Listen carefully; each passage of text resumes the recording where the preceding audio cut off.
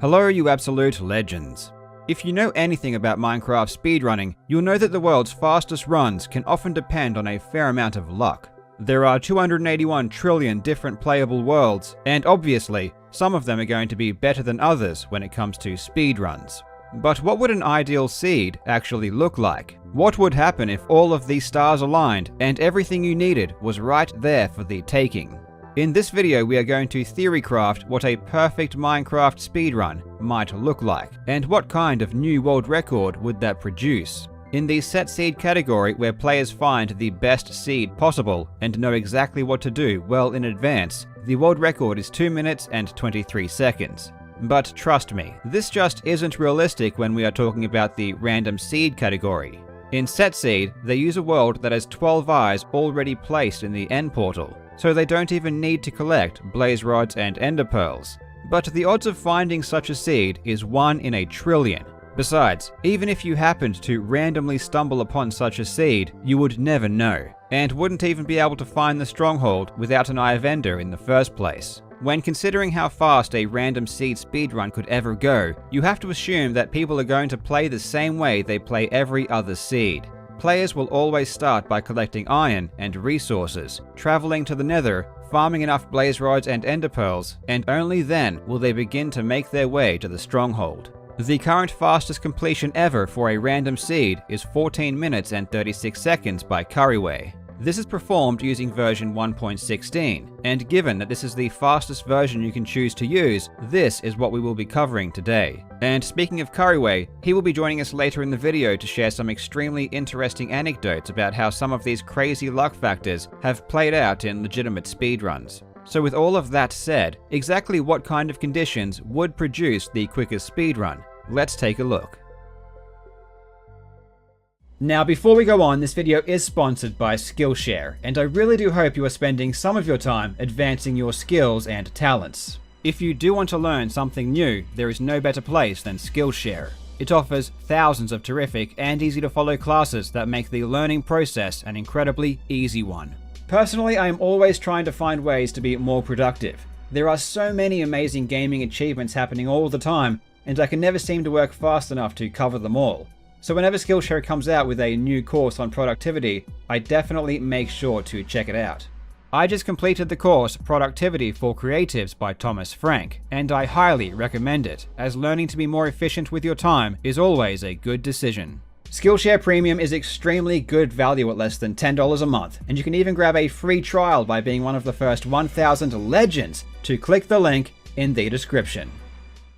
When players begin a new speedrun, there is one particular resource that is by far the highest priority, and that is iron. Iron is used to create a bucket and flint and steel, which is used to create and activate a nether portal. In 1.16, the world record strategy also involves attaining an iron pickaxe, which we will need later on. In total, this results in a requirement of 7 iron ingots, so when considering ideal spawns, it has to be close to a good source of iron. Both mining iron and grabbing it from a desert temple are too slow, and don't offer much else in terms of general usefulness, so that leaves 2 decent options remaining. The first is Shipwrecks, which do indeed provide a good source of iron along with food, and they can be looted pretty quickly. But there is an even better option, and that is villages. Spawning in or near a village is probably the most ideal situation. Villages offer food, beds, and an opportunity to get iron. There is a bit more luck involved here, but if a village has a weaponsmith with a chest, that chest can contain not only iron, but straight up give you an iron pickaxe. The chest can also contain other useful items like gold and obsidian, and both of these are essential to world record speedruns.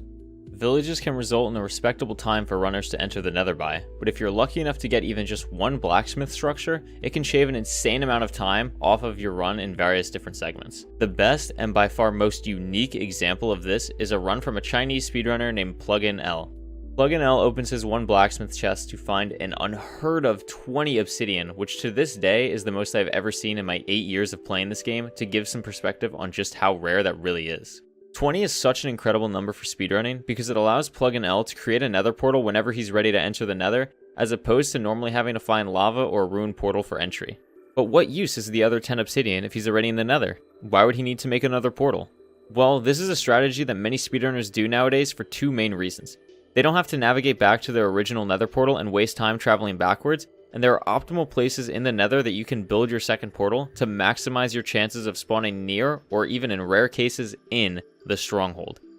This can be a massive time save compared to making the travel happen in the overworld from your original portal location. Normally doing this almost always requires a bastion because of the large amount of obsidian you're able to find in bastion chests, but because of their blacksmith, Plug&L will actually be able to build a second portal to randomly travel out of the nether after getting his ender pearls and blaze rods, skipping the bastion step entirely. He sets up his portal near the blaze spawner at 8 minutes 45 seconds real time, which to my knowledge is the fastest that anyone has ever used the second portal to travel out of the nether. If they had been lucky enough to have their portal put them closer to the Stronghold, this run could have easily beaten my current world record, where for comparison, I left the nether in a second portal at 10 minutes 53 seconds real time, over 2 minutes behind the pace that Plug&L was at the same point in the run. A couple of videos ago when I was discussing the dream situation, I spoke at length about the mechanics of acquiring ender pearls from piglins. Each time you give a piglin a gold ingot, there is a 4.7% chance of getting some ender pearls in return. Months ago, this was a huge pain point for speedruns, and many runs would end because they couldn't get lucky with trades. But strategies have changed a lot since then, and these days speedrunners instead rely on finding a bastion. Bastions are great because within them you can find gold blocks, and each gold block gives you 9 gold ingots. So realistically, you can acquire a ton of gold pretty quickly. And because bastions are populated with a large amount of piglins, you can execute many trades in a short amount of time. Ultimately, this means that as long as you can find a bastion, the chances of getting a large amount of pearls quickly is pretty high. Trading many times also provides other useful resources as well, like obsidian, string, and fire resistance. For optimal luck, speedrunners want to see a bastion as soon as they enter the nether, so they can quickly gain access to pearls as soon as possible. Players will even get more pearls than they need, because when you throw a pearl, it will instantly teleport you to where it lands. Not only is this one of the fastest ways of traveling, but it also allows you to easily maneuver through tricky terrain. Even better than finding a bastion upon entering the nether is finding both a bastion and a fortress. Seeing both of these structures appear in your field of vision as soon as you spawn is one of the most pleasing things a Minecraft speedrunner can ever see. It goes without saying, the less time spent searching for any of these buildings, the better. Despite the fact that end portals can spawn with multiple eyes already populated, generally players will still collect at least 6 blaze rods. This allows you to craft 12 eyes, which is usually enough. Technically, you could risk it and get less, but at this point in the game's progression, the record isn't optimized enough for that to be a worthwhile gamble. At some point in the future though, the world record contenders will definitely begin to get 5 or maybe even 4 rods, and hope for a miracle. In a Minecraft speedrun, your nether spawn is the first true make or break point of a good run, and seeing either a bastion or fortress right away can be extremely encouraging. But what about if you see both?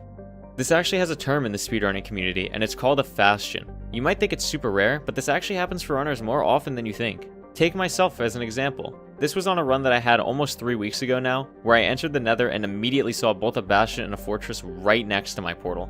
Even though I'm entering the nether at around the 5-minute mark, I was able to save so much time later in this run because of how incredible this spawn was, and I actually left the nether at the 10:30 mark, 20 seconds faster than I did in my world record. This run ended up dying because when I left the nether, my second portal was unfortunately too far from the Stronghold, but I still completed the run in 17 minutes 10 seconds, good enough for the 8th fastest time on the leaderboard at the time of this video. The way that structure generation works in the nether is that one structure, either a fortress or a bastion, spawns in a quadrant. The only exception to this rule is that bastions can't spawn in basalt deltas, but for simplicity's sake in this example, we'll ignore that for now. Quadrants are 432 by 432 blocks wide, or 27 by 27 Minecraft chunks, so there is quite a large space for structures to spawn, and normally are far away from each other. However, if you get lucky enough, they can spawn much closer like how mine did, and sometimes in even rarer circumstances, they can overlap into each structure. In my last video, I talked about the importance of water travel, and why it is superior to traveling on land. The Stronghold is relatively far away from where you spawn, so optimizing travel is one of the most crucial aspects of a Minecraft speedrun.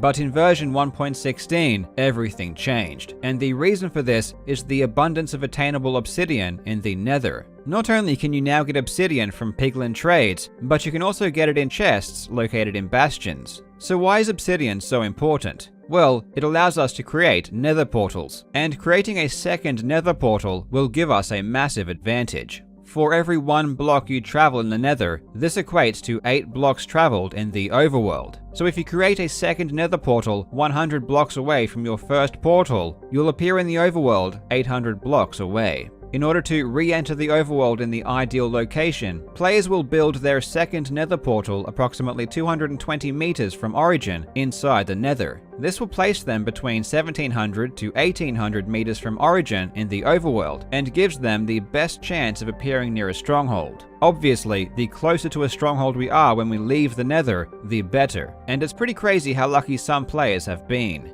We have seen runs of people literally appearing inside of the stronghold. It's definitely a rare occurrence, but it's also definitely possible, and certainly not out of the question.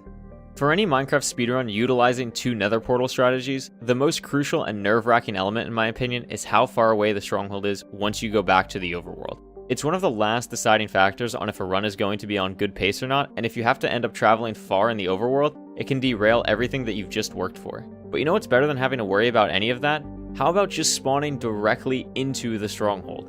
This is unbelievably rare, and I've only seen it happen to one runner, Real Benex. Benex had an incredible blacksmith chest early in the run where he grabbed 18 obsidian and used the 2 blacksmith lava at the bottom of his portal so he could still enter the nether with 10 obsidian, a very similar situation of Plug and L that we talked about earlier. After collecting his blaze rods, Benex decides to build his second portal right near to his blaze spawner, and to his amazement, spawns in the middle of the stronghold, intersecting a ravine. Although this is amazing, there is still one small problem. Instead of most cases where the runner is entering the stronghold at the starting room, Benex has no idea where he is, and has to navigate back to the starting room if he wants to have an easier time finding the portal room, as it's much more consistent to find from the starting staircase in the stronghold. That's why even though this is an unbelievably lucky event, many speedrunners may actually prefer to spawn above an open exposed stronghold as an ideal scenario, as you'll have an aerial view of the structure and may even be lucky enough to spot the portal room from above. The final piece of this theoretical puzzle is the fight with the Ender Dragon. In order to execute a quick kill, we need her to perch so that we can deal massive damage with beds or anchors. There are a couple of main factors that affect the chances of the dragon perching quickly. The first is the amount of crystals remaining on each of the large spikes. The smaller the number of crystals, the higher the chances of the dragon beginning her perch animation. This is why you'll often see players taking out crystals using a bow. The second factor is your distance from the exit portal. The further you are, the greater the likelihood the dragon will perch. Players take advantage of this by towering into the sky. Both of these methods do indeed work to produce faster perches on average, but at the end of the day, you can just get really lucky and have the dragon perch quickly without doing anything. In the Set Seed World Record, Minecravenger enters the end portal at 1 minute and 35 seconds, and the credits begin to roll at 2 minutes and 23 seconds.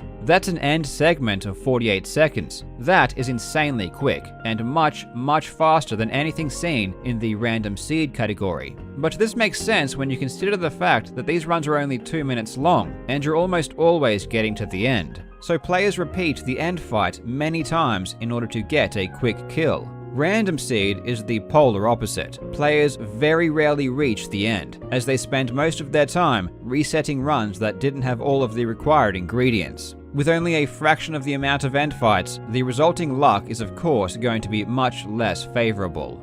Theoretically, you could get a 48-second end, but it's probably not reasonable to expect it to ever happen, at least not for a long time. Many runs have an end fight of around 2 minutes, but the quicker runs can get a minute and a half or even lower. Everything that we've mentioned up until this point is all just to get to the final and by far most important part of any run, the final dragon perch. For those unaware, the dragon perch is when the dragon decides to slowly circle down to the player in the middle of the end, allowing the player to place beds on the top of the bedrock pillar optimally to do massive damage to the dragon and beat the game. However, there is one catch. When the dragon comes down to perch is almost completely up to chance, and can range from anywhere from significantly over 5 minutes to under a minute.